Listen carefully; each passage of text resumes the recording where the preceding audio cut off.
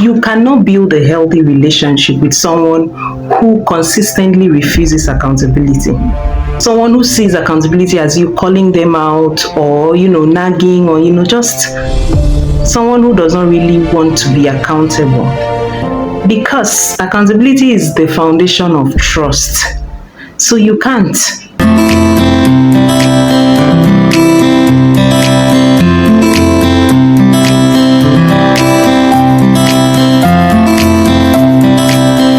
Hey guys, it's Love and Life with May, and you're welcome to another episode of Love and Life with May. Today we'll be talking about accountability. Anytime the conversation around being accountable comes up, a lot of people think that being accountable means being perfect.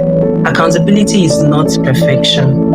Accountability is your ability to take responsibility for something that has gone wrong or something that you've done wrong, and then apologize genuinely for it and make effort or work on doing better at another time. But you see, we are in a generation where people fear, they're afraid of being accountable. They want to enjoy access, but they don't want commitment, and they don't want to be accountable to you. They want to do anything they choose to do with their lives.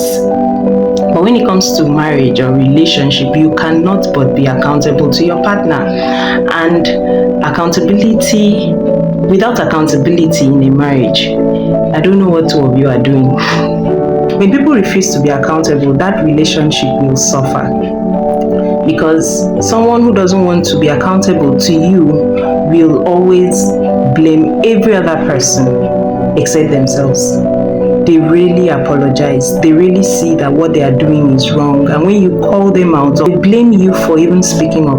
They blame you for raising an issue, and they don't want to talk about it. They have a way of guilt tripping you. Somehow they make themselves the victim.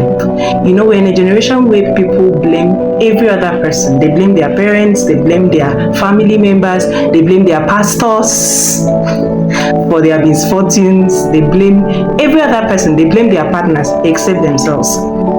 So being accountable is the ability to recognize that you can be wrong, and not just being wrong. Some people are wrong and they admit that they are wrong, but there is no genuine effort to make things right.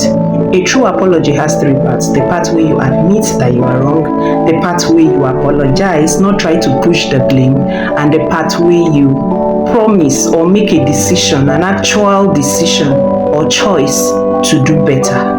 If any of these parts are missing, it's not an apology. You're just trying to buy time, to do what to hit your next target. Now, the danger of staying with someone who refuses accountability is that you will continually question your choices. You will always wonder if you didn't do right, or you will always be in this space where you feel like you question something that is right. You keep questioning your sanity, like, was I wrong to have talked about this? You will always be there. So in building a healthy relationship, accountability is very, very important. In fact, don't do life with someone who cannot be accountable. Don't do it, so that you won't regret. Don't do it. And if you still head on into that relationship when you've seen the signs, what's going to happen is that you are continually going to be on the receiving side, and after a while you start building resentment. You start resenting this person, and it's not good for you. That's not a good place to be. That's not a good place to be. Okay, so with that, we'll come to the end of this video. If this resonates with you, I'd like you to share. I'd like you to like or drop a comment and share. But not only share, also reflect on this, because it's a two-way thing. It's a two-way thing. Everybody deserves grace. Everybody deserves second and third and fourth chances. But it shouldn't be a one-sided thing. It should be something that you should ask yourself, am I the one that is refusing accountability?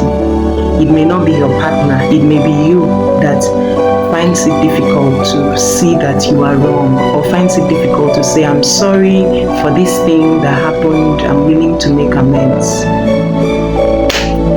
Alright, I'll see you in my next episode. Have a lovely day. Bye.